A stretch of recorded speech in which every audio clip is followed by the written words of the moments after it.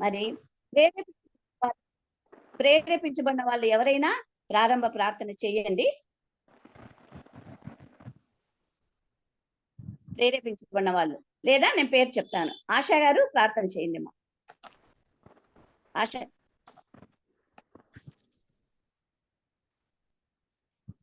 Line లో లేరమ్మా? ఆశ aunty నేను చేయనా? ఎవరుమా? సంధ్య. చేయరా ప్రారంభ ప్రార్థన చేయరా. Heavenly Father, glorious God, King of Kings, Lord of Lords, యేసయ్య పరిశుద్ధ దేవా, మీ కొందనాలు స్తోత్రములు కృతజ్ఞతలు ప్రభువా.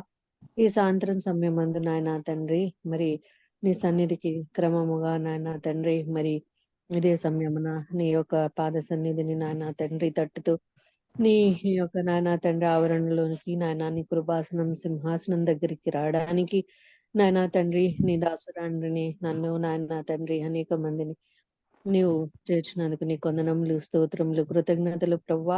ఈ సాయంత్రం సమయంలో నానా తండ్రి మరి ఈ కూడికను నానా తండ్రి మీ మహిమార్థమే నడిపించండి నాయన. మీ కొందనాలు స్తోత్రములు. స్వయంభవుడవు, సర్వోన్నతుడవు, సర్వశక్తివంతుడు అయిన దేవ, పాడే పాటలో మీ కృపను అనుగ్రహించండి. ఆయన పాడే నాయన ఆంటీని నీ దాసురాల్ని మీరు నాయన తండ్రి మంచిగా నడిపించండి. నీ పాట ద్వారా మరి వాక్య ధ్యానం ద్వారా నాయన వర్తమానం అందించే నాయన నీ బిడ్డ ద్వారా నాయన తండ్రి మరి మీరు మాతో మాట్లాడమని మీ సన్నిధిలో వేడుకుంటున్నాం తండ్రి. కృప చూపించండి, సహాయం చేయండి నాయన. మీకు స్తుతులు స్తోత్రములు. రావాల్సిన వారిని అందరినీ నాయన తండ్రి చేర్చి నాయన తండ్రి మీ యొక్క కృపను వారి అందరికీ దయచేయమని వేడుకుంటున్నాం తండ్రి. పాటలో, వర్తమానంలో, ప్రార్థనలో, విన్నపంలో నాయన తండ్రి సహవాసంలో మీరు సహాయం చేసి నడిపించమని ఈ దీన ప్రార్థన స్నాల ప్రార్థించి అడిగి వేడుకుంటున్నాం తండ్రి. ఆమేన్. ప్రార్థించిన ఆరాధ్యాన్ని బట్టి దేవుని స్తోత్రమా.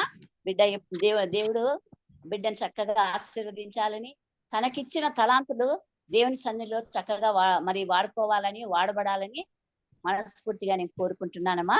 దేవునికి స్తోత్రమమ్మా. ఆరాధ్య వందనాలు. వందనాలు ఆంటీ. సంధ్య ఆంటీ ఆరాధ్య పాప పేరు. వాళ్ళు మ్యూజిక్ క్లాస్ లో ఈ పేరు పెట్టేసుకుంటారు, మార్చేస్తుంటారు. సంధ్య. సంధ్య. ఓకేనా? ఓకే అండి. మేరీ ప్రభా మన మధ్య ఉన్నారా? వందనాలు ఆంటీ. మేరీ ప్రభాని గురించి మనం చెప్పాల్సిన పని లేదు. ఈ చిన్నతనం నుంచి ఈ సంఘంలో పెరిగిందమ్మా బిడ్డ. మరి వాణి కూతురు మరి తొందరలో కూడా అమ్మాయి ఇంకా అమెరికాకి వెళ్ళిపోతుంది. మరి ఎక్కడ పోయినా ఆ బిడ్డ మరి ప్రభు బిడ్డగా ఉండాలి. దైవికంగా పిల్లల్ని కూడా దైవికంగా పెంచాలని మనం కోరుకున్నాం. చక్కగా పాడరా మేరీ. సరే అండి. నానా ఓకేనా? అందరికీ వందనాలు. అన్న వీడియో ఆన్ చేసుకో బుజ్జి. నేనేమైనా కృపా, నాకేమైనా నీ కృపా, నీతో ఉన్నా నీ కృపా, నేనిలా ఉన్నా ఆదరించు దైవం నీవు, ఇమ్మానుయేలు దేవా. ఆదరించు దైవం నీవు, ఇమ్మానుయేలు దేవా. ఆత్మాభిషేక తైలం నాపై కురిపించవా. ఆరాధించెదనయ్యా, నీ సన్నిధి చేరెదనయ్యా. ఆరాధించెదనయ్యా, నీ సన్నిధి చేరెదనయ్యా. ఆరాధించెదనయ్యా, నీ సన్నిధి చేరెదనయ్యా. ఆరాధించెదనయ్యా, నీ సన్నిధి చేరెదనయ్యా. నిరతము నాశ్రయం నీవే యేసయ్యా. నిరతము నాశ్రయం నీవే యేసయ్యా. నీ కృపా నేనేమైనా, నీ కృపా నాకేమైనా. ఎన్నదగిన వాడిని కాను, మంటి పురుగును నేను. నన్నుగా ప్రేమించిన నిన్ను నేను మరిచాను. ఎన్నదగిన వాడిని కాను, మంటి పురుగును నేను. నన్నుగా ప్రేమించిన నిన్ను నేను మరిచాను. అయినను నన్ను వీడలేదయా నీ కృపా. చెంత చేరిన చెలిమి చేరెను నీ కృపా. అయినను నన్ను వీడలేదయా నీ కృపా. చెంత చేరిన చెలిమి కోరెను నీ కృపా. ఆరాధించెదనయ్యా నీ సన్నిధి చేరెదనయ్యా. ఆరాధించెదనయ్యా నీ సన్నిధి చేరెదనయ్యా. ఆరాధించెదనయ్యా నీ సన్నిధి చేరెదనయ్యా. ఆరాధించెదనయ్యా నీ సన్నిధి చేరెదనయ్యా. నిరతము నా ఆశ్రయం నీవే యేసయ్యా. నిరతము నా ఆశ్రయం నీవే యేసయ్యా. నీ కృపా నేనేమైనా, నీ కృపా నాకేమైనా. పరిశుద్ధుడనసలే కాను, పుట్టుకతో పాపిని నేను. ఫలించని మోడుగా ఎదిగి దారి తప్పినే తిరిగాను. పరిశుద్ధుడనసలే కాను, పుట్టుకతో పాపిని నేను. ఫలించని మోడుగా ఎదిగి దారి తప్పినే తిరిగాను. అయినను నన్ను మరువలేదయా నీ కృపా. పరము విడిచి ప్రాణము పెట్టెను నీ కృపా. అయినను నన్ను మరువలేదయా నీ కృపా. పరము విడిచి ప్రాణము పెట్టెను నీ కృపా. ఆరాధించెదనయ్యా నీ సన్నిధి చేరెదనయ్యా. ఆరాధించెదనయ్యా నీ సన్నిధి చేరెదనయ్యా. ఆరాధించెదనయ్యా నీ సన్నిధి చేరెదనయ్యా. ఆరాధించెదనయ్యా నీ సన్నిధి చేరెదనయ్యా. నిరతము నా ఆశ్రయం నీవే యేసయ్యా. నిరతము నా ఆశ్రయం నీవే యేసయ్యా. నీ కృపా నేనేమైనా, నీ కృపా నాకేమైనా. బ్రతుకు భారమవుతున్నా బాధ్యతలే నే మరచిన. నీ మాటలు వింటూనే విశ్వాసం చూపకుండినా. బ్రతుకు భారమవుతున్నా బాధ్యతలే నే మరచిన. నీ మాటలు వింటూనే విశ్వాసం చూపకుండిన. అయినా నా చేయి పట్టెను నీ కృపా. నడిపించి నన్ను గెలిపించినది నీ కృపా.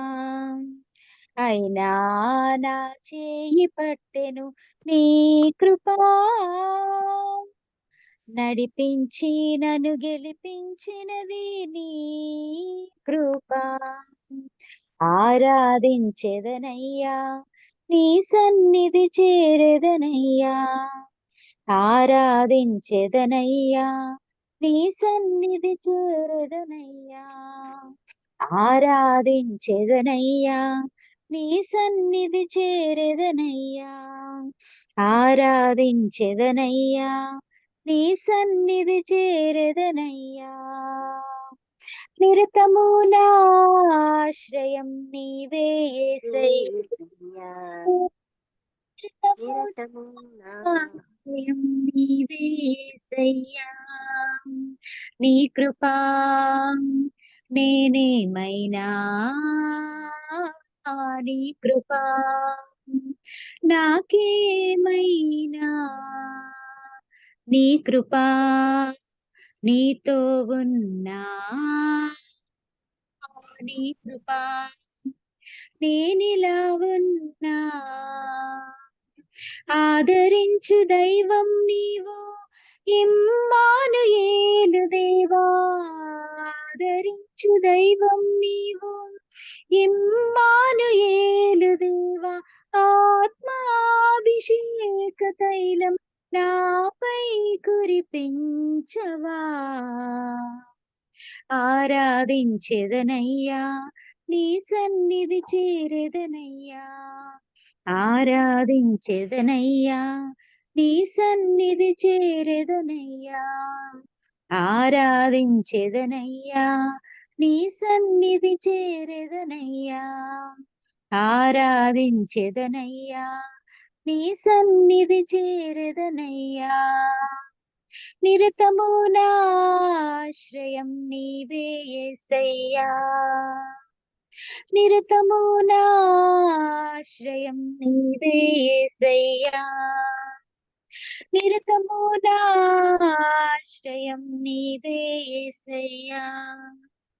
అందరికీ వందనాలు. చక్కగా పాడావరా మేరీ. వాయిస్ Thank you, కూడా aunty. చాలా బాగుంది. కృపను గురించి చక్కగా పాడావమ్మా. దేవునికి స్తోత్రం. మరి Thank you. చిన్నతనం నుంచి సంఘంలో పెరిగావు. మరి పిల్లల మధ్య కూడా ఎంతో పరిచయం చేసేదానివి. పల్లెలకు వెళ్ళినప్పుడు కూడా ఎంతో చక్కగా పరిచయం చేసేదానివి. నీవు అక్క, తమ్ముడు అందరూ అప్పుడు చిన్నగా గ్రూప్ అందరు పిల్లలు వెళ్ళి చేసేవాళ్ళం కదా. మరి ఆ అవునా blessings ఎప్పుడు ఉంటాయి నాన్న నీకు. దేవుడు Thank నిన్ను you. ఎప్పుడు బ్లెస్ చేయాలని మనస్ఫూర్తిగా కోరుకుంటున్నాను. మరి మంచి వాయిస్ ఇచ్చాడు దేవుడు కాబట్టి ఆయన ఇచ్చిన తలాంతులు మరి ఎప్పుడు నువ్వు యూజ్ చేసుకుంటూ ఉండాలి. నువ్వు ఫారిన్ పోయిన తర్వాత కూడా తెలుగు సంఘాలు ఎన్నో ఉన్నాయమ్మా. అక్కడ నువ్వు పరిచర్య అవునండి. చెయ్యాలి. మర్చిపోద్దామా? ఓకేనా? అవునండి. God ఓకే bless అండి. you, ఓకే God అండి. bless you, నాన్న. God bless thank you. You aunty. Okay aunty. Zoom తరపున వందనాలు నాన్న నీకు. వందనాలు ఆంటీ. మన మధ్య జియోమణి గారు ఉన్నారు. జియోమణి ఇమ్మానుయేల్ గారు ఉయ్యూరు ప్రాంతంలో ఉన్నారు. మరి సహోదరి వాక్యాన్ని పంచుకుంటారు. మరి వాక్యం పంచుకునే ముందు మరి మన ఆత్మీయ తల్లి గారు, ఆత్మీయ సహోదరి, ఆత్మీయ స్నేహితురాలైన కెజమ్మ గారు ఆమెను గురించి పరిచయం చేస్తారండి. కెజమ్మ.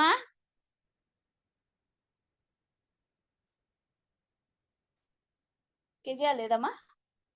కెజా ఉంది కదా? కెజా? జీవమణి గారు, అమ్మా జీవమణి గారు. జీవమణి సిస్టర్ అందరికీ తెలుసులేండి, చాలా మార్లు మాట్లాడినారు సిస్టరు. వందనాలు సిస్టర్ గారు. అమ్మా రెండు మా వీడియో ఆన్ చేసుకోండి. మా వీడియో ఆన్ చేసుకోండి. వీడియో ఆన్ చేసి ఉంచానండి. కనిపించలేదు సిస్టర్ మీరు. ఇప్పుడు కనిపిస్తున్నారు సిస్టర్. సిస్టర్ చాలా సార్లు వాక్యం పంచుకున్నారు. చాలా సంతోషం సిస్టర్. మరి వాక్యం పంచుకోండి. దేవునికి స్తోత్రం. ఈ సమయము మీది. ప్రభు మిమ్మల్ని ఆత్మాభిషేకం చేత, పరిశుద్ధాత్మ శక్తి చేత నింపాలని నేను కోరుకుంటున్నాను సిస్టర్. మాకు కావాల్సిన ఆత్మీయ ఆహారాన్ని పంచండి. Okay sister. నన్ను ప్రేమతో ఆహ్వానించిన సోదరి కేజమ్మ గారికి, జూమ్ లో ఉన్న సోదరులందరికీ కూడా నా ప్రేమ వందనాలు తెలియచేసుకుంటున్నానండి. సిస్టర్ గారు నన్ను అప్పుడప్పుడు వాక్యం చెప్పమని ఆహ్వానిస్తూ ఉంటారు. మాట్లాడాను కొద్ది సార్లు. ఈ దినం ప్రభు దయ వలన సిస్టర్ గారు నాకు ఇచ్చిన ఈ అవకాశం కొరకు మరి ప్రేమ వందనాలు సిస్టర్ గారికి, జూమ్ లో చేరిన బిడ్డలందరికి కూడా తెలియచేసుకుంటున్నాను. వాక్యంలోకి వెళ్దామండి. యెషయా గ్రంథం ఒక వచనం చదువుకుందాము. యెషయా గ్రంథం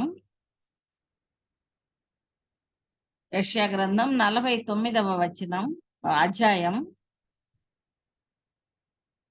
14వ వచనం నుండి చదువుదామండి. నేను చదువుతాను. వినబడుతుందా సిస్టర్ గారు? బాగా వినిపిస్తుంది సిస్టర్, బాగా వినిపిస్తుంది. అలాగే 49 యెషయా 14వ వచనం. అయితే సియోను, యెహోవా నన్ను విడిచిపెట్టి ఉన్నాడు, ప్రభువు నన్ను మరచి ఉన్నాడని అనుకొనుచున్నది. స్త్రీ తన గర్భమున పుట్టిన బిడ్డను కరుణింపకుండా తన చంటి పిల్లను మరచునా? వారైనా మరచుదురు గాని నేను నిన్ను మరువను. చూడుము, నా అరచేతుల మీదనే నిన్ను చెక్కి ఉన్నాను. ఈ చిన్న వాక్య భాగంలో నుండి ప్రభు మన కొరకు కొన్ని మాటలు అందించాలని చిన్న ప్రార్థన కూడా చేసుకున్నామండి. ప్రేమ నమ్మకం కలిగిన మా ప్రియ పరలోకపు తండ్రి, దయగల మా దేవ, ఈ సాయంత్రం వేళ స్తోత్రాలు వందనాలు చెల్లించుకుంటున్నాం ప్రభా. కృపగల దేవ, మరి జూమ్ మీటింగ్ లో మా తండ్రి అల్పురాలనైన నన్ను వాక్య పరిచర్యకు సోదరి ఆహ్వానించగా నన్ను మరుగుపరచండి తండ్రి. మీరు నా నోటిని బూరగా వాడుకొని మీరు అందించవలసిన మేలైన మాటలు సువర్తమానం మాకందరికి మీరే అందించమని మీ సన్నిధిలో ప్రార్థిస్తున్నాను. చేరువచ్చిన బిడ్డలను కూడా దీవించండి. చక్కని పాట పాడిన సోదరిని కూడా దీవించండి. కార్యక్రమాన్ని నడిపిస్తున్న సోదరిని కూడా మీరు ఆశీర్వదించండి. ప్రారంభం నుండి చివరి వరకు మీ ఆత్మానుసారంగా మేము నడుచుకోవడానికి మీ పరిశుద్ధాత్మ సన్నిధి నాతోనూ మా అందరితోనూ ఉంచి నడిపించమని మన ప్రభు అయిన యేసుక్రీస్తు నామంలో ప్రార్థించి వేడుకుంటున్నాము తండ్రి. ఆమేన్. ఆమేన్. ఆమేన్. మనం చదివిన ఈ వాక్య భాగంలో ఒక మాట మనం జ్ఞాపకం చేసుకుందామండి. వారైనా మరచుదురు గాని నేను నిన్ను మరువను. చూడుము, నా అరచేతుల మీదనే నిన్ను చెక్కి ఉన్నాను. అంటే తల్లైనా తండ్రి అయినా మర్చిపోవచ్చేమో గాని తన గర్భంలో పుట్టిన బిడ్డను ప్రభు మాత్రం మనల్ని మర్చిపోడు అనే మాట మనం ఇక్కడ చదువుతున్నాం. ఈ మాట మనందరికీ తెలుసండి. ఈ వాక్య భాగం కూడా మనకు తెలుసు. తల్లి తన చంటి బిడ్డనైనా మర్చిపోతుందేమో గాని ప్రభు అయిన యేసుక్రీస్తు మనల్ని ఎన్నడూ కూడా మరచిపోడు. అంటే మరచిపోడు అంటే అర్థం ఏంటి? జ్ఞాపకం చేసుకుంటూనే ఉంటున్నాడు అని. అంటే మన ప్రభువు మనల్ని మర్చిపోలేదు, మర్చిపోవడం లేదు, జ్ఞాపకం చేసుకుంటూనే ఉన్నాడు అనే మాట ఇక్కడ మనం ఆలోచన చేయాలి, ధ్యానం చేసుకుందామండి. మన దేవుడు మనల్ని నిరంతరము కూడా జ్ఞాపకం చేసుకునే దేవుడు. ఈ మాట మనందరికీ తెలుసు. కానీ కొన్ని కష్ట నష్టాలు, శ్రమలు, శోధనలు, ఏవైనా ఇబ్బందులు వచ్చినప్పుడు, మరి కొంత ఆత్మీయ బలహీనత మనలో చోటు చేసుకున్నప్పుడు మనం ఏమనుకుంటామంటే ప్రభువు నాకు సహాయం చేయడం లేదు, కొద్ది సమయం నన్ను విడిచిపెట్టేశాడేమో, నన్ను మరచిపోయాడేమో అని అనిపించవచ్చు, అనుకుంటూ ఉండొచ్చు కూడా. యోబు కూడా అంటాడు, నా బంధువులు నా యొద్దకు రాక ఉన్నారు, నా ప్రాణ స్నేహితులు నన్ను మరచి ఉన్నారు. యోబు గ్రంథం 19వ అధ్యాయం 14వ వచనంలో యోబు అంటాడు, అందరూ నన్ను మర్చిపోయారు, నా ప్రాణ స్నేహితులే నా దగ్గరకు రావడం లేదు. అతను మరి సాతాను చేత శోధించబడి శరీరం అంతా పుండ్లు వచ్చి చిల్ల పెంకుతో గీక్కుంటూ, భార్య కూడా ఏమయ్యా ఇంకా నీ యథార్థతను వదలవా, మరణం కమ్ము దేవుని దూషించి అన్నప్పుడు మరి ఆయనకి ఎంతో మనసులో బాధ ఉంది. అప్పుడు నా నా స్నేహితులు కూడా నా దగ్గరికి రావట్లేదే, నా ప్రాణ స్నేహితులు రావట్లేదే, నా బంధువులు కూడా నా యొద్దకు రావట్లేదే అని మనసులో కొంత వేదన చెందాడు. అలాగే దావీదు కూడా మరి 31వ కీర్తన 12వ వచనంలో అంటాడు, మరి ఇబ్బందులు, బాధలు, కష్టాలు ఎన్నో ఎదుర్కొన్నాడు. దావీదు పడిన శ్రమ అంతంత కాదు. ఆయన అంటాడు 31 కీర్తన 12వ వచనంలో, ఓటికుండ వంటి వాడనైతిని, మరణమై స్మరణకు రాకున్న వాని వలె మరువబడితిని అంటాడు. అంటే తన బ్రతుకు అలా అయిపోయింది. ఓటికుండ ఎందుకు పనికిరాదు, అది కొంచెం అట్లా తగిలితే పగిలి మొక్కలైపోతుంది. నేను అసలు చచ్చిపోయి ఎవరికి గుర్తురాని వాడలాగా, మరి మరవబడిన వాడిలాగా ఉండిపోయానే అని దావీదు కూడా బాధపడుతున్నాడు. తల్లిదండ్రులమైన మనం కూడా వృద్ధాప్యంలో, మనం అంటే చాలా మంది ఈ భయంకరమైనటువంటి దినాల్లో బిడ్డలు తల్లిదండ్రులను ఆదరించట్లేదండి, ప్రేమించడం లేదు, చాలా వారిని బాధ పెడుతూ మరి ఆదరించి పోషించవలసినటువంటి కన్నబిడ్డలు వృద్ధాప్యంలో తల్లిదండ్రులను విడిచిపెట్టి వెళ్ళిపోతున్నారు, లేదా వాళ్ళని ఎక్కడన్నా విడిచిపెట్టి వస్తున్నారు. అలాంటప్పుడు కూడా మరి వృద్ధులైన తల్లిదండ్రులు మరి మమ్మల్ని బిడ్డలు విడిచిపెట్టిపోయారే అని బాధపడతారు. ఇలాంటి సమస్యలు, ఇబ్బందులు, కన్నీరు, కష్టాలు మనకు కలిగినప్పుడు ఎవ్వరు మనకు లేరే, అందరూ విడిచిపెట్టేశారే అనే బాధ అనుభవిస్తూ ఉంటాం. కానీ దేవుని వాగ్దానం ఏంటంటే, తల్లైనా మారుస్తుంది కానీ తన కడుపున పుట్టిన చంటి పిల్లను తల్లైనా మరవచ్చు గాని, నిజమే ఈ మాట జ్ఞాపకం చేసుకుంటే, ఈ దినాల్లో ఎంతో మంది తల్లులు చంటి పిల్లలను ఎక్కడ పడితే అక్కడ విడిచిపెట్టి వెళ్ళిపోతున్నారు, కంపలలో పారేస్తున్నారు. ఈ మాట చదివినప్పుడు కన్నతల్లి ఎలా విడిచిపెడుతుందబ్బా అనిపించవచ్చు. కానీ ఈ భయంకర దినాల్లో మనం ఈ పరిస్థితిలో మనం చూస్తూనే ఉన్నాం. ఇలాంటి ప్రేమహీనత మరి మనం ఎదుర్కొంటూ ఉంటాం. అప్పుడప్పుడు మన బంధువులు రాకపోవచ్చు, మరి స్నేహితులు రాకపోవచ్చు, భార్య దూషించవచ్చు, భర్తను భార్య దూషించవచ్చు, భార్యను భర్త దూషించి విడిచిపెట్టచ్చు. కానీ ఎంత గొప్ప భక్తుడైన దావీదు కూడా పాపం దిగులు, దుఃఖం కలిగినప్పుడు మరణమైపోయి అందరూ నన్ను మరిచిపోయిన వాడిలాగా అయిపోయానే, ఓటికుండలాగా అయిపోయానని ఆయన కూడా మరి మాట్లాడుతూ ఉన్నాడు. మరి ఇలాంటి పరిస్థితుల్లో మనకి దేవుడు ఇస్తున్న వాగ్దానం ఏంటి అంటే, యెహోషువ గ్రంథం 1వ అధ్యాయం 5వ వచనంలో నిన్ను విడువను ఎడబాయను అన్నాడు. నిజమండి, ఈ వాగ్దానం దేవుడు ఇచ్చాడు మనకి. ఎంతమందిని ఈ వాగ్దానాన్ని పట్టుకుని నమ్ముతున్నాం, ఈ వాగ్దానాన్ని మరి ఆశ్రయంగా చేసుకుని ఎంతమందిని ధైర్యంతో మన విశ్వాస జీవితాన్ని మరి దేవుణ్ణి ముందుగా పెట్టుకుని నడవగలుగుతున్నాం. చదువుతాము, మరి 10 మందికి చెప్తాము. మన కష్టం వచ్చినప్పుడు మరి ఎంతవరకు ఈ వాగ్దానాన్ని ఆశ్రయంగా చేసుకుని మనం జీవించగలుగుతున్నాం. మరి మత్తయి సువార్త 28వ అధ్యాయం 20వ వచనంలో కూడా సదాకాలం, యుగ యుగముల వరకు సదాకాలము మనతో ఉంటానని వాగ్దానం ఇచ్చిన దేవుని వాగ్దానాన్ని కూడా మనం మరచి పోకూడదు.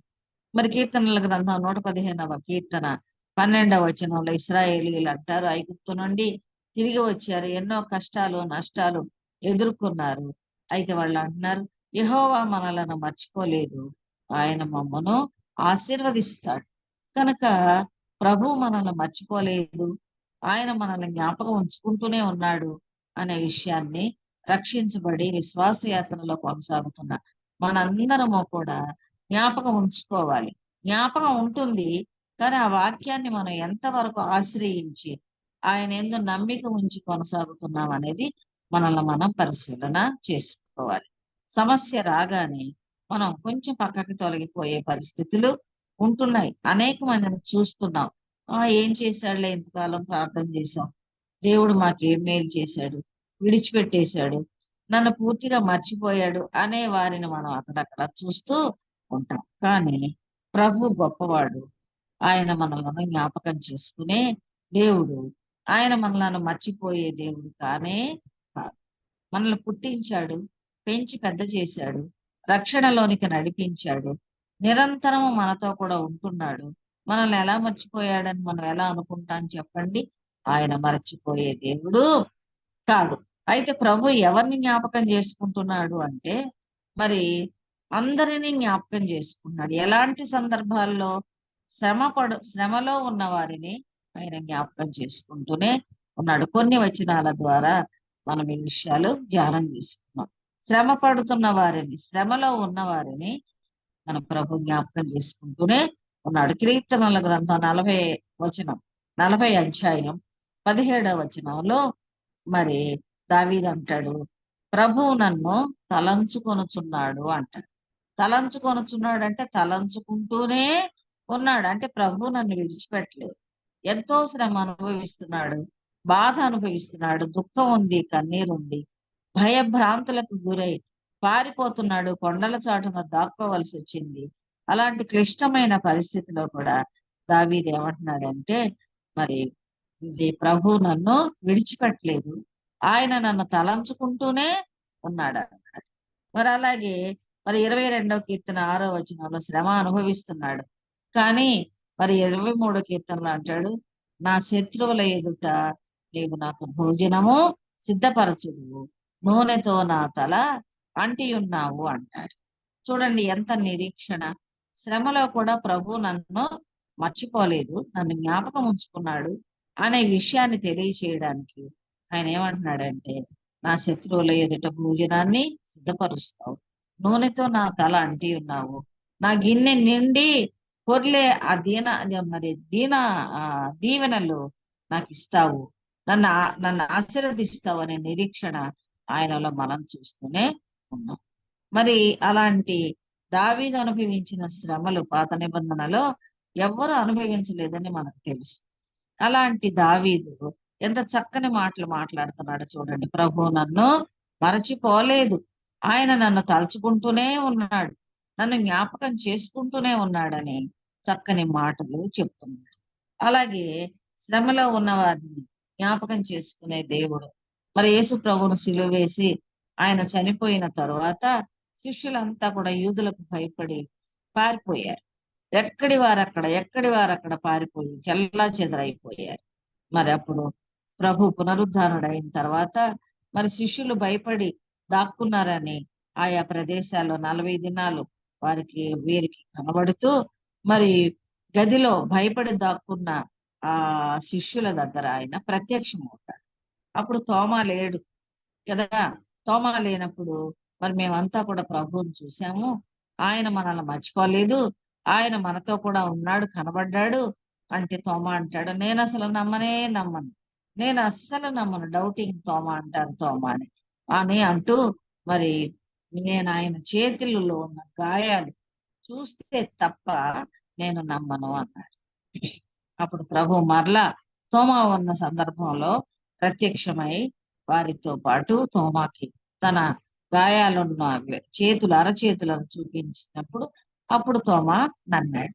కనుక మరి భయపడి శ్రమలో ఉండి పారిపోయి దాక్కుని అలాంటి క్లిష్టమైన పరిస్థితిలో ఉన్నప్పుడు వారిని ఆదరించడానికి, వారిని ధైర్యపరచడానికి ప్రభు వారిని జ్ఞాపకం చేసుకుంటున్నాడు.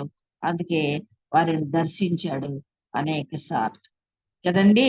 ప్రభు విడిచిపెట్టే దేవుడు కాదు. అలాగే మరి ఆయన అంటున్నాడు, నా అరచేతులలో నేను చెక్కుకొని ఉన్నాను. ఆయన అరచేతుల్లో మనల్ని చెక్కుకుంటే, ఆయన చేతుల్లో ఉంటే మనకి ఎంత భద్రత. మనం ఎందుకు భయపడాలి, ఎందుకు అధైర్యపడాలి? ప్రభు నన్ను విడిచిపెట్టాడని అసలు ఎలా అనుకోగలం? ఆయన అట్టి వాగ్దానాలు ఇచ్చిన గొప్ప దేవుడు మనం కలిగి ఉన్నప్పుడు మనం ఎలా ఉండాలంటే, ఆయన నన్ను మరచిపోలేదు అనే నిరీక్షణ కలిగి మన విశ్వాస జీవితంలో కొనసాగుతూనే ఉండాలి. అలాగే హోషేయ గ్రంథం 11వ అధ్యాయం 8వ వచనంలో కూడా ఎఫ్రాయిముతో అంటాడు, నీ చేయి పట్టి నీకు నడక నేర్పింది నేనే కదా. చూడండి, మరి మనందరినీ కూడా చిన్నప్పటి నుంచి కూడా పుట్టించి పెంచి పెద్ద చేసి ఇంత పెద్దవారం అవడానికి మనకు తోడుగా ఉన్నది ఎవరు? మన ప్రభువే. మనకు నడక నేర్పింది ఆయనే, మాట నేర్పింది ఆయనే. మరి మన జీవితానికి మార్గదర్శకుడు సమస్తము కూడా ఆయనే. మరి ఆయన ఎఫ్రాయిముతో అంటున్నాడు, నేనెట్లు మర్చిపోదును నిన్ను, నేనెట్లు విడిచిపెట్టుదును. 11వ అధ్యాయం 8వ వచనంలో ఎఫ్రాయిము, నేనెట్లు నిన్ను విడిచిపెట్టుదును, నేను ప్రేమించిన బిడ్డలు మీరు, నేను అసలు నేను విడిచిపెట్టను. నువ్వు ఎంత శ్రమలో ఉన్నా, ఎంత దుఃఖంలో, బాధలో, వేదనలో ఉన్నా నేను ఎలా విడిచిపెడతాను అనుకుంటున్నావు? నీకు చిన్నప్పటి నుంచి నడక నేర్పి నిన్ను నడిపించింది నేనే కదా. నిన్ను ఎలా విడిచిపెడతాను? నిన్ను అసలు విడిచిపెట్టను అని మరి దేవుడు గొప్ప వాగ్దానాన్ని మరి హోషేయ గ్రంథంలో ఇశ్రాయేలు ప్రజలకు ఇస్తూ ఉన్నాడు. అలాగే మరి ఆయన జ్ఞాపకం చేసుకునే దేవుడు కదా. ఇశ్రాయేలుని జ్ఞాపకం చేసుకున్నాడు, దావీదుని జ్ఞాపకం చేసుకున్నాడు, మనలను జ్ఞాపకం చేసుకుంటున్నాడు. ఇంకొక ఉదాహరణ, సంసోను మరి పాపం చేశాడు, దెలీలా ప్రేమలో పడిపోయి నాజీరైనటువంటి సంసోను మరి తన తలలో ఉన్న తన బలం యొక్క రహస్యాన్ని ఆ దెలీలాకి చెప్పేసినప్పుడు క్షౌరము చేయించబడి కండ్లు పీకించబడి ఫిలిష్తీయుల చేతిలో ఓడిపోయాడు. అలాంటి సంసోను మరి వాళ్ళంతా కూడా దాగోను దేవత గుడిలో తీసుకెళ్లి కళ్ళు 2 తీసేసి గుడ్డివానిగా అతను తీసుకెళ్లి హేళన చేస్తూ ఉన్నప్పుడు ఒక్కసారి సంసోన్ అంటాడు, ఒక్కసారి ఒక్కసారి నన్ను జ్ఞాపకం చేసుకో. ఆ వచనం ఒకసారి చదువుకుందామా. సంసోన్ అంటాడు, న్యాయాధిపతుల గ్రంథంలో 16వ అధ్యాయం 28వ వచనంలో, యెహోవా ప్రభువా దయచేసి నన్ను జ్ఞాపకం చేసుకొనుము, దేవా దయచేసి ఈసారి మాత్రమే నన్ను బలపరచుము అంటున్నాడు. దయచేసి నన్ను జ్ఞాపకము చేసుకోను. అతనే మర్చిపోయాడు ప్రభుని, ఆయన యొక్క శక్తిని, ఆయన నాజీరు జీవితాన్ని మర్చిపోయి పాపంలో పడిపోయాడు. ఇప్పుడు మరణానికి సిద్ధంగా ఉన్నాడు. అలాంటి సమయంలో ప్రభు జ్ఞాపకం వచ్చాడు. అంటున్నాడు, దయచేసి నన్ను జ్ఞాపకం, ఈ ఒక్కసారి నన్ను బలపరచు. ఎందుకంటే తన చేతిలో ఉన్న మరి బలంతో ఫిలిష్టీయులను ఎంతో మందిని చంపాడు. 300 నక్కలను తోకలు కట్టి మరి వాటి తోకలకు నిప్పంటించి పొలాలన్నీ వాళ్ళ శత్రు పొలాలన్నింటినీ కాల్చేశాడు. ఎన్నో ఎన్నో దవడయముతో ఎన్నో చేశాడు. మరి అలాంటి సంసోను ఈనాడు పట్టబడి బలహీనుడుగా ఉన్నాడు. అందుకే అంటున్నాడు, ఒక్కసారి నన్ను జ్ఞాపకం చేసుకో, దయచేసి ఒక్కసారి నన్ను జ్ఞాపకం చేసుకో.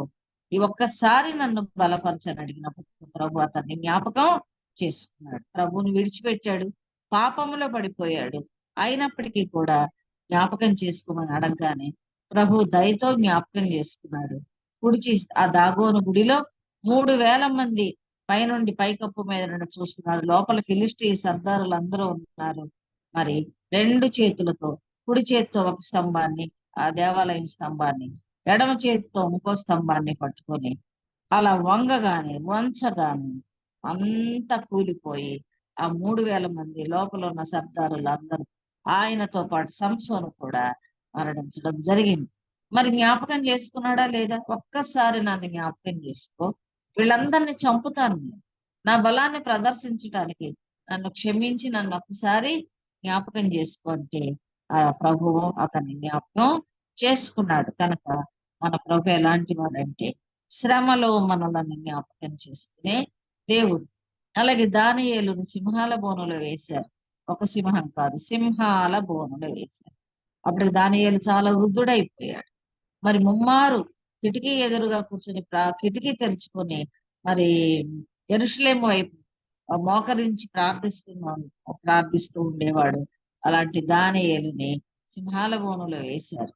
అయితే దానియేలు నమ్మకస్తుడుగా ప్రభు సన్నిధిలో ఆ శ్రమను సహిస్తూ ప్రభు వైపే చూచాడు. ప్రభు వైపు చూసినప్పుడు ప్రభు దానియేలుని జ్ఞాపకం చేసుకొని ఏం చేశాడు? సింహాల నోళ్ళు మూయించేశాడు. అది సింహాల నోళ్ళు మూయడం అంటే అది మామూలు విషయం, అది దేవునికే సాధ్యమవుతుంది. మరి మనిషి వాసన పడితేనే, కనబడితేనే, వాసన వస్తేనే సింహాలు మీద పడి చంపేస్తాయి. అలాంటి సింహముల బోనులో వాటి కోరలను కదా, వాటి నోళ్లను దేవుడు మూయించేశాడు. దానియేలును జ్ఞాపకం చేసుకున్నాడు. అలాగే యోసేపు ఉన్నాడు. ఎన్నో శ్రమలు, యవన బిడ్డగా మరి తండ్రి ప్రేమిస్తున్నాడని అన్నదమ్ములు అతన్ని గుంటలో పడేశారు. ముందైతే చంపాలనుకున్నారు. తర్వాత మరి అలా వెళ్తూ ఉన్నటువంటి వ్యాపారస్తులకి అతన్ని అమ్మివేశారు. పొతిఫర్ ఇంట్లో సమస్యలు ఎదుర్కొన్నాడు. 13 సంవత్సరాలు అతని భార్య వలన 13 ఏళ్ళు జైల్లో ఉన్నాడు. విడుదల పొందాడు. మరి పానదాయకుల అధిపతి వీళ్ళు ఏదో మేలు చేద్దాం చేయమని కోరినా కూడా ఏం జరగలేదు. జ్ఞాపకం ఉంచుకోలేదు ఆయన్ని. కానీ ప్రభు జ్ఞాపకం ఉంచుకున్నాడు. ప్రభు జ్ఞాపకం ఉంచుకొని అతనిని శ్రమల నుంచి విడుదల దయచేసి మరి ఫరో రాజు వద్ద గొప్ప అధిపతిగా, ఐగుప్తు దేశానికి మరి గొప్ప అధికారిగా దేవుడు అతన్ని ఏర్పాటు చేశాడు. మరి ఎన్ని సమస్యలున్నా ఆ శ్రమలన్నిటిలో కూడా దేవుడు ఏం చేశాడంటే యోసేపుని జ్ఞాపకము చేసుకున్నాడు. ఒక గొప్ప అధికారిగా, మరి తల్లిదండ్రులు కరువులో ఉన్నప్పుడు అన్నదమ్ములు వారందరినీ పోషించగలిగే సమర్థవంతుడైనటువంటి ఒక సోదరుడిగా, మరి ఐగుప్తు ప్రజలకు, చుట్టుపక్కల ప్రజలకు కరువు కాటకాలన్నింటినీ తీర్చగలిగే ఒక గొప్ప మరి ఆ అధికారిగా, పరిపాలకుడుగా మరి దేవుడు యోసేపుని ఆశీర్వదించాడు. చిన్ననాటి నుంచి ఎన్నో సమస్యలు, కష్టాలు, శ్రమలు అనుభవించిన యోసేపుని దేవుడు జ్ఞాపకం చేసుకున్నాడు కదా. కాబట్టి శ్రమలలో ఎవ్వరికి శ్రమలున్నా సరే, ఆ శ్రమలు ఒక మాట చెప్పారు ప్రభు ఏంటంటే, నువ్వు సహించగలిగినంత కంటే ఎక్కువ శోధన నీకు రానివ్వను అన్నారు. కనుక మనకి ఎంత శ్రమ వచ్చినా, అమ్మో ఇంత శ్రమ ఎవరికి రాకూడదు బాబోయ్, మాకు దేవుడు ఎందుకు ఇంత శ్రమ కలిగించాడు అనుకుంటాం. కానీ మనం సహించగలిగిన శ్రమ మాత్రమే అని మనం జ్ఞాపకం ఉంచుకోవాలి. ఆ శ్రమలో కూడా మనల్ని ప్రభు జ్ఞాపకం ఉంచుకుంటాడనే విషయం మనం మరచిపోకూడదు.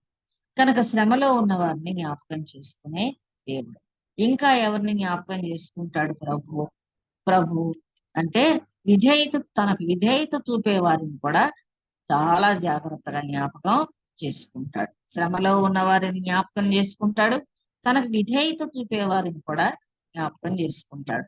మనం ఆదికాండం 6వ అధ్యాయం దగ్గరికి వెళ్తే కనుక నోవహును గురించి రాయబడింది. భూలోకం వైపు చూస్తే దేవుడు తాను సృష్టించిన నరులు పూర్తిగా చెడిపోయారు. భూలోకం అంతా చెడిపోయింది అంటున్నాడు యెహోవా దేవుడు. మరి ఈ తరము వారిలో నీ ఒక్కడవే నీతిమంతుడవు నోవహు అని మరి నోవహును గురించి ఆయన మంచి సాక్ష్యం ఇచ్చి, మరి నేను ఈ జలప్రళయం రప్పించి అందరినీ నాశనం చేయాలనుకుంటున్నాను, నీ ఒక్కడవే నీతిమంతుడు కాబట్టి నిన్ను నీ కుటుంబాన్ని మాత్రమే నేను మరి కాపాడతాను కాబట్టి ఒక ఓడ చేసుకున్నాడు. మరి ఆ ఓడలో వారిని దేవుడు ప్రవేశపెట్టాడు. మరి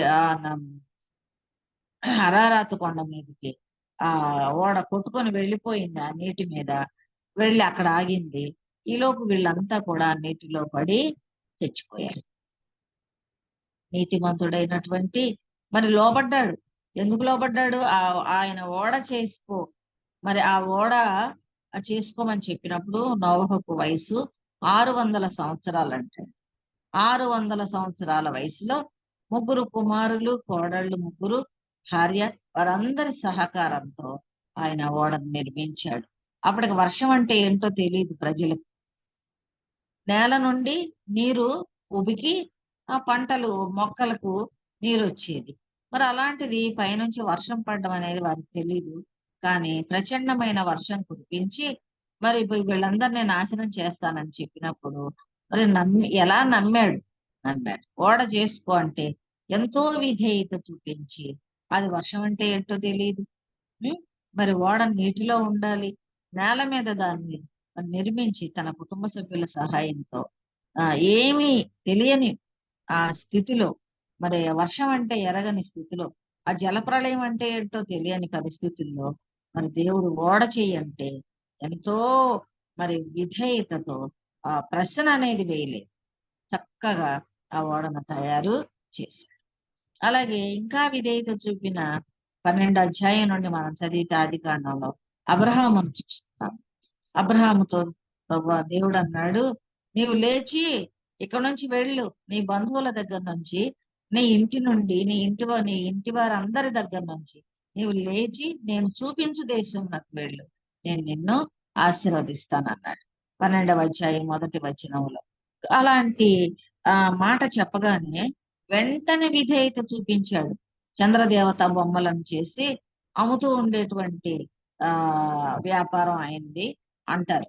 మరి అలాంటి అప్పటికి అబ్రామే ఆయనతో దేవుడు మాట్లాడాడు, నువ్వు లే ఇక్కడి నుంచి, నీ ఇంటిని విడిచిపెట్టు, నీ తల్లిదండ్రులను విడిచిపెట్టు, నీ బంధువుల్ని విడిచిపెట్టు, సొంత ఊరిలో మరి అందరినీ విడిచిపెట్టి వెళ్ళడం అనేది సాధ్యం అయ్యేది కాదు. దానికి తోడు ఇంకా ఎక్కడికి వెళ్ళాలో తెలియదు, ఎందుకు వెళ్ళాలో తెలియదు, ఎంత దూరమో తెలియదు, అసలు ఎందుకు వెళ్ళమంటున్నాడో కూడా తెలియదు. అలాంటి పరిస్థితిలో వెంటనే వెళ్ళమనగానే మరి అబ్రాము విధేయత చూపించి భార్యను మరి లోతుని తండ్రిని తీసుకుని బయలుదేరి వెళ్ళిపోయాడు.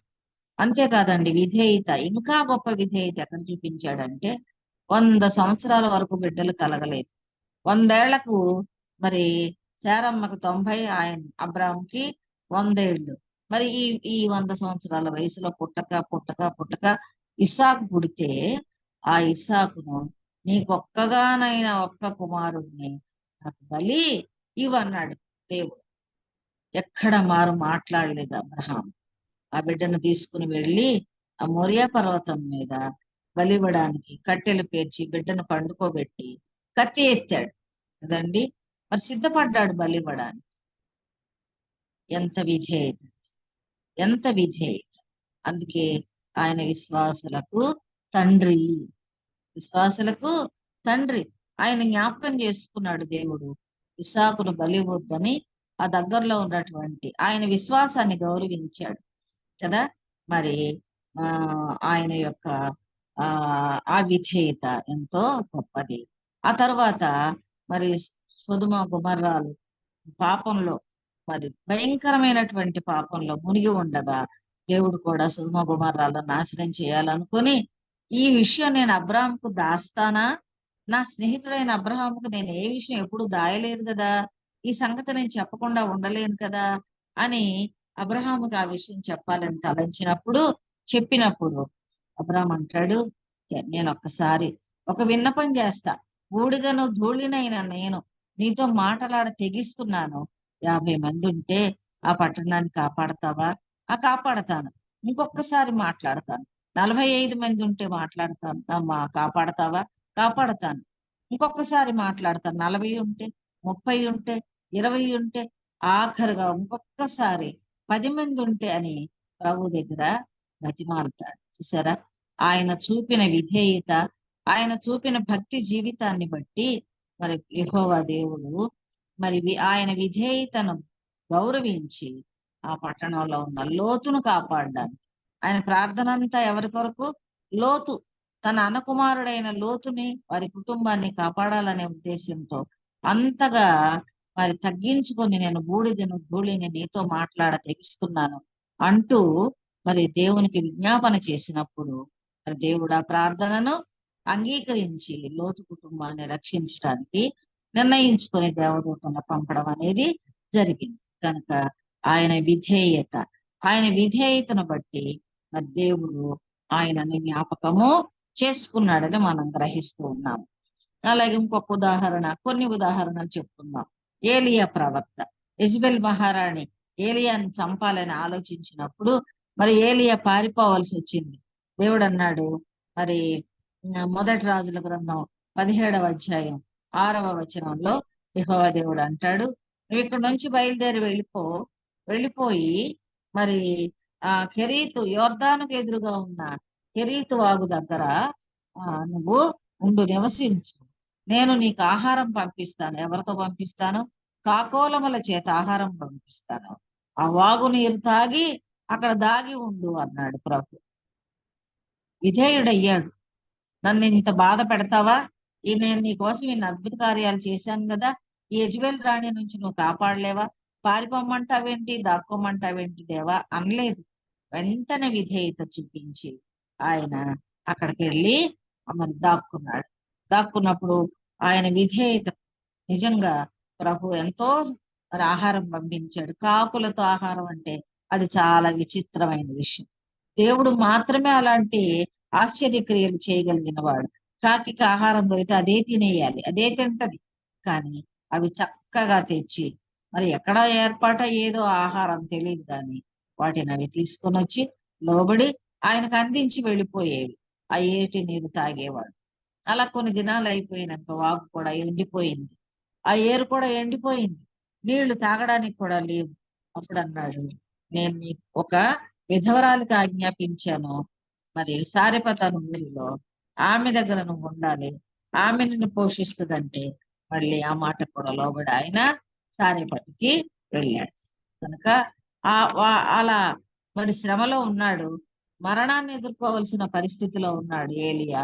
కానీ దేవుడు ఆయన్ని మరచి, తన ప్రవక్తను మరచిపోలేదు. ఆయనను కాపాడుతూ వచ్చాడు.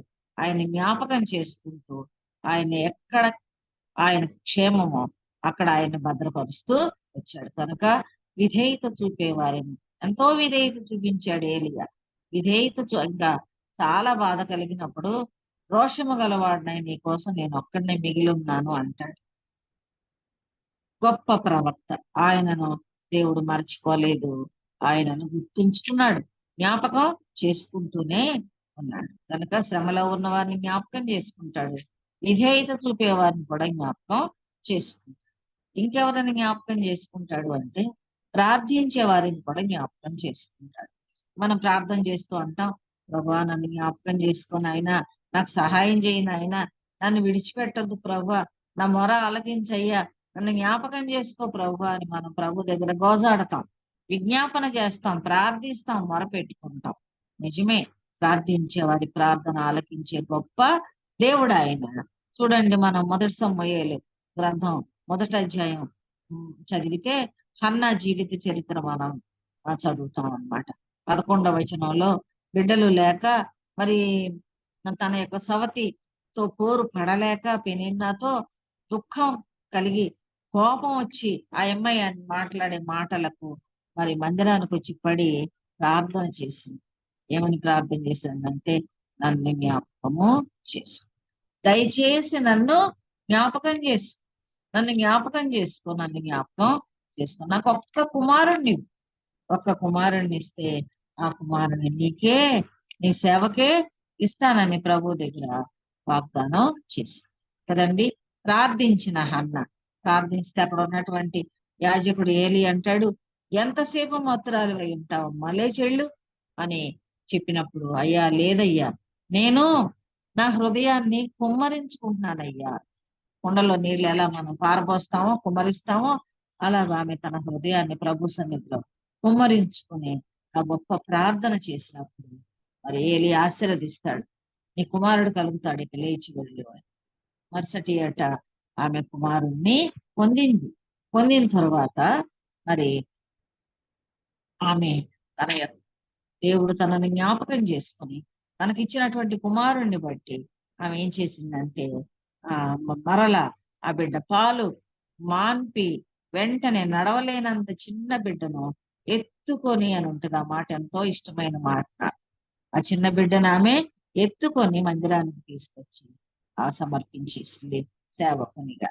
కనుక హన్నా ప్రార్థన ఆలకించి, హన్నా మొర ఆలకించి హన్నాను జ్ఞాపకం చేసుకున్నటువంటి దేవుడు. అలాగే ఇందాక మనం చెప్పుకున్నట్లుగానే అబ్రహాము లోతు కొరకు ప్రార్థన చేశాడు, మొరపెట్టాడు. మరి లోతును బ్రతికించడానికి, కాపాడడానికి మరి అబ్రహాము యొక్క ప్రార్థన కూడా దేవుడు జ్ఞాపకం చేసుకుని లోతును కాపాడాడు. అలాగే మనం సంసోను దగ్గరకు మళ్ళీ వెళ్ళినాం ఒకసారి. సంసోను కూడా మరి పాపంలో పడి కళ్ళు ఓడబెరకబడి ఆ దాగోను దేవతలో ప్రార్థించాడు. దేవత గుడిలో, ఒక్కసారి నన్ను జ్ఞాపకం చేసు, దయచేసి ఒక్కసారి నన్ను జ్ఞాపకం చేసు. పాపంలో పడ్డాడు, దేవునికి వ్యతిరేకమైన కార్యాలు చేశాడు, చెడిపోయాడు, మరి అపవిత్రమైన జీవితాన్ని జీవించాడు, మరణావస్థలో ఉన్నాడు. మరి అంత బలాఢ్యుడు, దేవుడు సన్నిధిలో నాజీర్ చేయబడిన వాడు పాపంలో పడి చివరికి మొరపెడుతున్నాడు. ఏమని మొరపెడుతున్నాడంటే, అయ్యా నన్ను ఒక్కసారి జ్ఞాపకం చేసుకో, ఈ ఒక్కసారి జ్ఞాపకం చేసుకుని ఒక్కసారి నాకు బలమి, వీళ్ళందరినీ చంపేయాలి. అతని ప్రార్థన కూడా దేవుడు ఆలకించాడు. అంటే పాపం చేసి చివరి దశలో క్షమించు, నా ప్రార్థన ఆలకించు, నన్ను జ్ఞాపకం చేసుకో అంటే క్షమిస్తాడని మనం అనుకోవడానికి వీలు లేదు. ఆ దినాల్లో ఆ పరిస్థితిలో సంసోను ప్రార్థన ఆలకించాడు. అలాగే సుంకరి ప్రార్థించాడండి కదా. పరిసయుడు సుంకరి ఇద్దరు ప్రార్థన చేశారు. మరి పరిసయుడేమో అతిశయంతో కూడిన ప్రార్థన, గర్వంతో కూడిన ప్రార్థన చేశాడు. సుంకరి తగ్గించుకొని ప్రార్థన చేసినప్పుడు దేవుడు సుంకరిని జ్ఞాపకం చేసుకొని ఇతడు నీతిమంతుడు అనే సాక్ష్యాన్ని ఇచ్చాడు. కనుక తగ్గించుకొని విరిగి నలిగిన హృదయంతో ఎవరైతే ప్రార్థన చేస్తామో వారి ప్రార్థనను జ్ఞాపకం చేసుకుని వారిని జ్ఞాపకం చేసుకుని గొప్ప దేవుడు మన దేవుడు. అలాగే మరి ఎబ్బేసు కూడా ప్రార్థన చేశారు. మొదటి దినవృత్తాంతాలు 4వ అధ్యాయం 10వ వచనంలో మరి ఎబ్బేజు వాళ్ళ అమ్మ మరి ఎబ్బేజు అని పేరు పెట్టి వేదన పడి ఇతనిని కంటిని అని అతనికి ఎబ్బేజు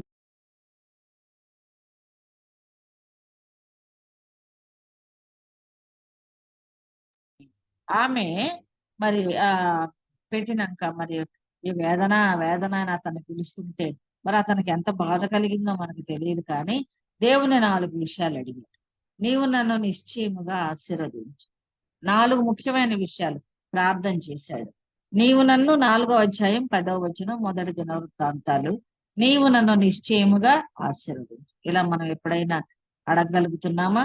రెండవది, నా సరిహద్దులు విశాలపరచి.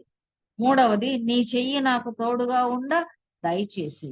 4వ విషయం, నాకు కీడు రాకుండా దానిలో నుండి నన్ను తప్పించును. 4 ఎంత మంచి ప్రార్థన చేశాడో, అమూల్యమైన ప్రార్థన అన్నమాట. నన్ను నిశ్చయముగా ఆశీర్వదించు అడిగాడు. నా సరిహద్దులు విశాలపరచు అన్నాడు. మూడవది, నీ చెయ్యి నాకు తోడుగా ఉంచు. 4వ విషయం, నాకు ఏ కీడు రాకుండా కాపాడు. ఇటు ప్రార్థన చేసినప్పుడు దేవుడు ఆ ప్రార్థన అంతా ఆలకించి ఆ మనవికి చేసిన మనవిని బట్టి సమస్తము కూడా అతనికి దయచేశాడు. కనుక ప్రార్థించే వారి ప్రార్థనను జ్ఞాపకం చేసుకుంటాడు. ప్రార్థించే వారిని జ్ఞాపకం చేసుకునే దేవుడు. అలాగే దానియేలు కూడా ముమ్మారు యెరూషలేము కిటికీలు తెచ్చుకొని ప్రార్థించినప్పుడు దానియేలు జ్ఞాపకం చేసుకున్నాడు. షడ్రక్ మేషక్ అబేద్నెగోలు మరి కాలిపోవలసిన పరిస్థితిలో ఆ అగ్ని గుండములో వారిని దేవుడు జ్ఞాపకము వాళ్ళు కూడా మరి ప్రార్థించుకున్నారు. ఆ బిడ్డలు, యవన బిడ్డలు రాజుగారికి లోబడలేదు, విగ్రహానికి పూజ చేయమన్నారు. మరి వారు కూడా ప్రభుకే ప్రార్థన, యెహోవా దేవునికే ప్రార్థన చేసినటువంటి మంచి బిడ్డలు. కనుక ప్రార్థించే వారిని జ్ఞాపకం చేసుకునే దేవుడు అగ్ని గుండములో నుంచి కూడా మరి ప్రార్థన ఆలకించి వారిని రక్షించిన దేవుడుగా చూస్తుంది. మరొక మాట, ఇంక దేవుని వెంబడించే వారిని జ్ఞాపకం చేసుకునేటువంటి దేవుడు. శ్రమలలో ఉన్న వారిని జ్ఞాపకం చేసుకుంటాడని చెప్పుకున్నాము. రెండవది, విధేయత చూపే వారిని జ్ఞాపకం చేసుకుంటాడని చెప్పుకున్నాము. మూడవది, ప్రార్థించే వారిని జ్ఞాపకం చేసుకుంటాడు. నాలుగవది, దేవుని వెంబడించే వారిని జ్ఞాపకం చేసుకుంటాడు. చూడండి, శిష్యులు మరి ఆయన వెంట 3.5 సంవత్సరాలు ఆయన వెంటే ఉన్నారు, ప్రభువును వెంబడించారు. కానీ ఆయన సిలువేసి చంపినప్పుడు యూదులకు భయపడి పారిపోయారు.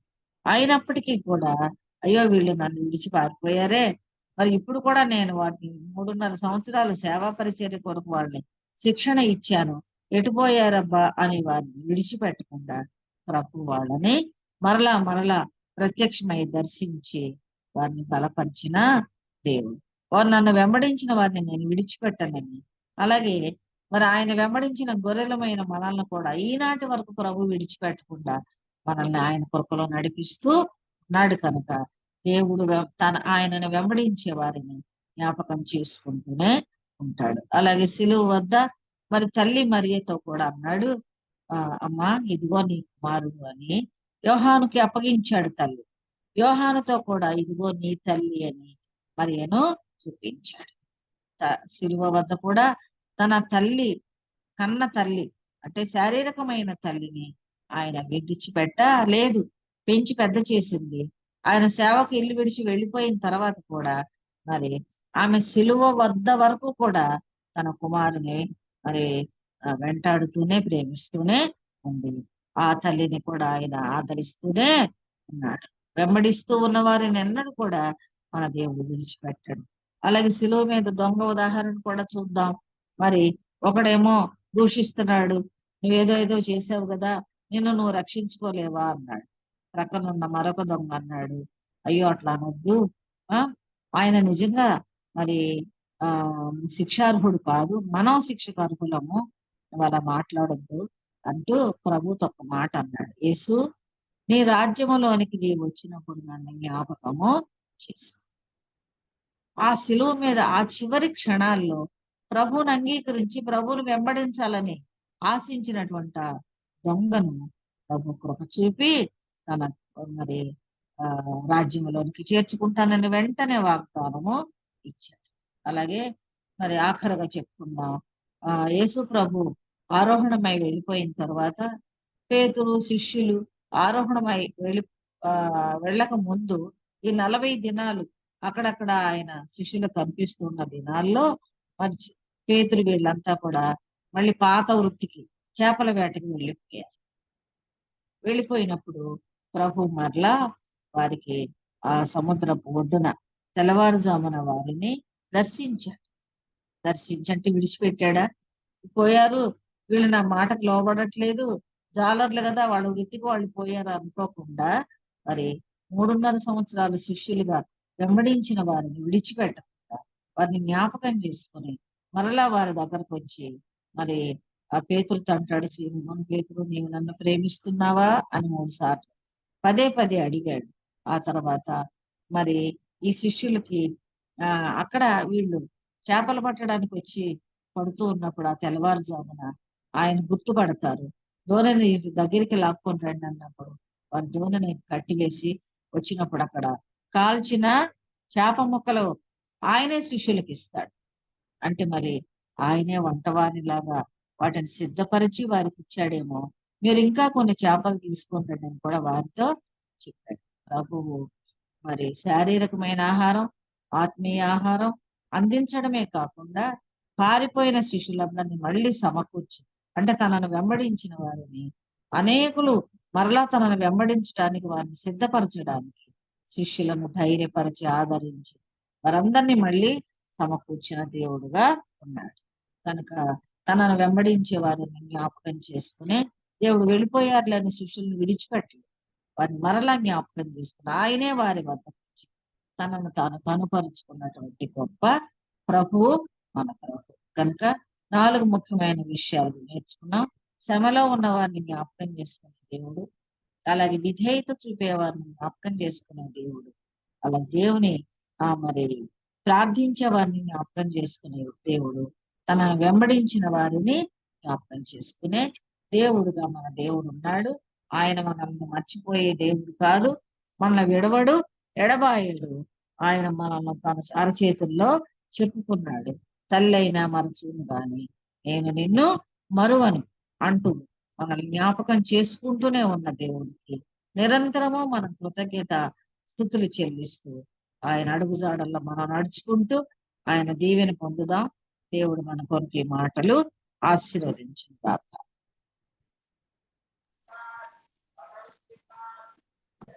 దేవునికి స్తోత్రం. మరి చక్కటి మరి జీవ వాక్యాన్ని మనకు సహోదరి వినిపించారు.